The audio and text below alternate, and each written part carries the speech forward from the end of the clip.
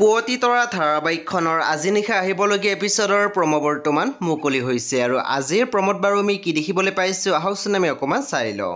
আজিৰ প্ৰমোৰ প্ৰথম ভাগত আমি দেখিবলৈ পাইছোঁ মুন্নাই অনুক কৈ আছিল, ঐ মক্কেল তোক ইয়াত কোনে আনিলে?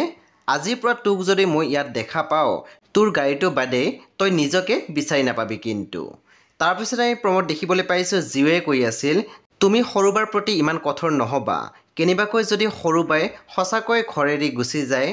তাৰপিছত আমি প্ৰমোদ দেখিবলৈ পাইছোঁ অনুৱে ৰত্নক কৈ আছিল, মোৰ বাবে বেদদাই কাজিয়া কৰিব নালাগে, দৰকাৰ হ'লে ময়েই ষ্টেণ্ডৰ পৰা আঁতৰি যাম।